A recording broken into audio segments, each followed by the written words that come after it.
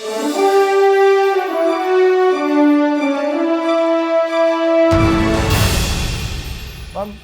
saw the recent G20 success. You saw this historical consensus that was achieved. Time and again it was told that nothing significant will happen in New Delhi. As a keen foreign policy watcher, as someone who's been in diplomacy and now writing about it as a key participant and advisor, how significant do you think this G20 success was for New Delhi? And do you think Prime Minister Modi's charisma and his approach, and of course the Indian diplomats, made it happen? Indeed, I would say that I've watched all the G20s since their inception, all these summits since their inception. And also I have been part of the North-South dialogue and cooperation initiatives and processes for many decades. And I would say that this summit, G20 summit, and India's presidency has been extraordinary in terms of the kind of commitment, the kind of investment that was made, political, financial, diplomatic, and human. In every way, this was unprecedented. It is unmatched, I would say, I will be so bold as to say it is unmatched in the significance of its outcomes. 112 outcomes, not only in numbers, but that these outcomes addressed most urgent, important, and also most difficult issues in North-South cooperation, economic and financial cooperation and governance, but also global public goods in a number of areas like health, nutrition, and disaster response. So it has been also exceptional and unprecedented in terms of the scale and scope of the undertaking, and the fact that it has been a veritable Jan Andolan, both within India, but also in terms of the projection outside. As many as 67 million people are said to have participated and engaged and contributed to this G20 presidency of India, which is completely unheard of and truly historic, a people's G20, as Prime Minister Modi had promised right at the beginning. It is also historic in another way. The first ever Voice of the Global South Summit was held by India before the G20 summit, or rather at the beginning of the G20 summit, and Prime Minister said to the 125 leaders who had come together that your voice is going to be my voice, our voice, and your priorities are going to be India's priorities. And he acted upon that, both in terms of inviting. There were some 40, it was one of the most inclusive G20 summits ever, both in terms of inviting countries from the South and their participation in different events, and also the largest ever participation from Africa, and then the master stroke of getting African Union to be a permanent member of G20. That really has changed the whole discourse, so to say. And this is important because African Union is a regional grouping of 54 countries of representing 1.4 billion people, almost the same as India. And it is also a continent of great promise, as much as it's struggling on so many different fronts, and which needs the global system to work for its development. So for India to have brought that in, to make the G20 more representative and more sensitive to African interests, I think is a really major salute to the global South and its needs. It's for Africa itself to be at the high table and be part of a veritable economic security council is a very big leap. And I think this is going to really transform our relationship with Africa going forward, economic, strategic, bilaterally, but also multilaterally. And of course, for G20, what we managed to do by having African Union join is to make it more credible and representative without making it unwieldy. So that was the very important aspect of our working for the Global South, and the achievement of this G20 summit and India's presidency.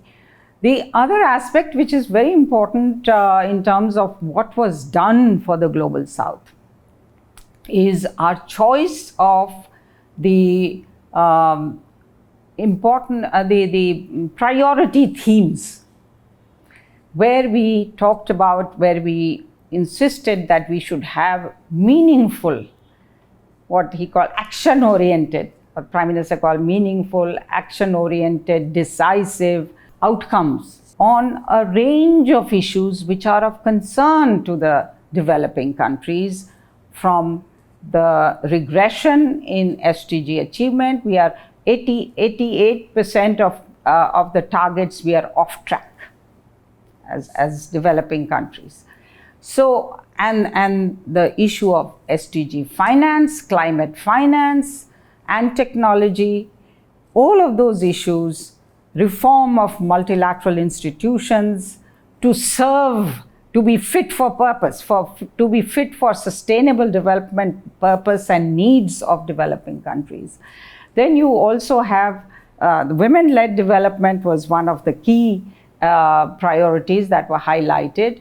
And also, very importantly, despite the disunity and as what Prime Minister referred to as the lack of trust, the mistrust that was there, what India managed to do was to unify the East and the West and the North and the South in so many ways around meeting the multiple crises, what we call the poly-crisis, simultaneous, overlapping. So these crises, food, fuel, fertilizer, financial, and the huge crushing debt crisis that some 70 developing countries face. So on all of that, we got very specific and very progressive, sometimes groundbreaking, but at other times it was about starting something and then it will have to be taken forward. So it was really very productive from that perspective as well. For example, on SDG financing, there was an agreement that you need at least 1.2 trillion on SDG financing for developing countries, and that 260 billion per year has to be provided by the multilateral development banks till 2030 per year. So, these kind of affirmations, commitments, and then of course the reform of the strengthening of the capacity of the multilateral development banks to do all of this. Also reforming their operational methods. All of that democratizing these multilateral institutions. So that was one very important thing. And also, of course, adopting SDG related principles, which are going to guide the next 7 years. Also, the data related agreement. So the data for development project is very important, because unless we have data, how will we monitor whether we are making progress on the sustainable development goals? So a very rich portfolio. On climate, for the first time, a recognition, an admission, and in a way commitment that developing countries have, minus China, have to be, will need 5.9 trillion of in resources, in finance, for funding their nationally determined contributions, and whatever targets and more ambitious targets that they set and which they are being asked to take. Similarly, for technology alone, you will need climate-friendly technology alone, you will need 4 trillion. So this whole shift, both in terms of SDG financing and climate financing, from billions to trillions that are needed, and that the northern countries, that is the developed countries, and the multilateral institutions have to raise their game, is really a very big plus and a major win, as is the recognition that wherever there are commitments to be made, the countries, developing countries, are given the benefit of more policy space, because according to their needs and capacities. Because whether if you're looking at climate, climate action, the developing countries, then the principle of common but differentiated responsibility applies. One final question, if you could answer briefly, is about the changing foreign policy of India, the paradigm shift that has been brought in over the last few years. You've been there for years together. You've seen from inside and from outside. What kind of a change do you witness now? And how significant is it for India's standing globally? Let me also relate it back to G20. What it has done. In a way, it has center staged India into the evolution that it has earned. It has become the 5th largest economy. So it could use the argument of power when it interacted with the other participants in the G20. Because it is the 5th largest economy and it's going on to become the 3rd largest very soon. So that's the first thing. The second thing is, G20 also showed the world how far we have come in terms of our economic progress, but also our technological prowess. Chandrayaan 3 just happened before the G20 summit, very happily and felicitously. But also the fact that we were able to show them how we are deploying technology for sustainable development. The JAM Trinity and that marvel of socio-economic engineering using technological transformation and digital public infrastructure. This is something, again, we are setting role models for the world. So that is also something that puts us in a different, at a different high level.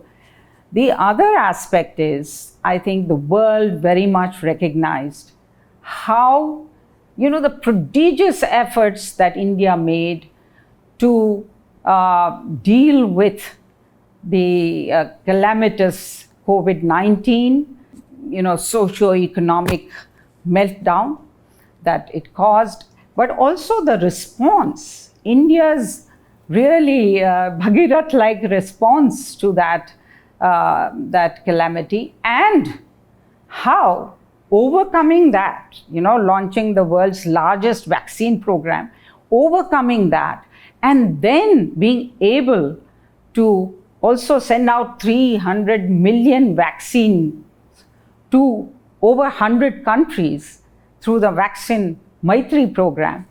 I think that, there were some participants who were saying that, Indian vaccine now runs in my blood. I was saved by it. So there is that. It's a really amazing, recognition of what India has done and achieved. It's an achievement. Also, the fact, you were talking about the foreign policy and perception and soft power and hard power.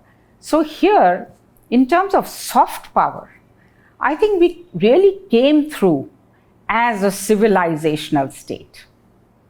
The depth, the diversity, the magnificence, and the grandeur of our culture, spirituality, all of that came through so beautifully at this G20 summit and the presidency throughout.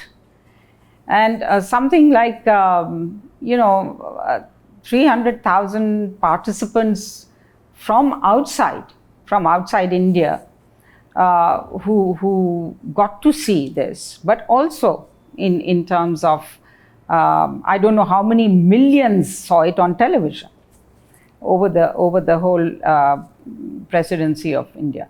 So that's the other aspect, the civilizational state that is India. And then we found ourselves, you began by asking about how everybody was predicting that maybe this is an economic, financial forum. It's a forum for economic and social and financial and global governance and economic cooperation between North and South, meaning developed and developing countries, and for the world, because it also sets templates for the governance of the world, like on international taxation or on cyber assets and all of that. But then political issues were going to break the deal, were going to be the deal breaker. So that was what prophesied. But the very fact that India was able to be the bridge builder and unifier, as I mentioned, shows also that we made full capital out of the fact that we are in, as many have said, in a geopolitical sweet spot to be a kind of a leading force that bridges, a bridging force, a balancing force. So we use that bridging power. And I think that also established us further in that space. And that's another transformation that you see now. Well, Ambassador Lakshmi Puri, it's always a pleasure interacting with you. Thank you very much for joining us.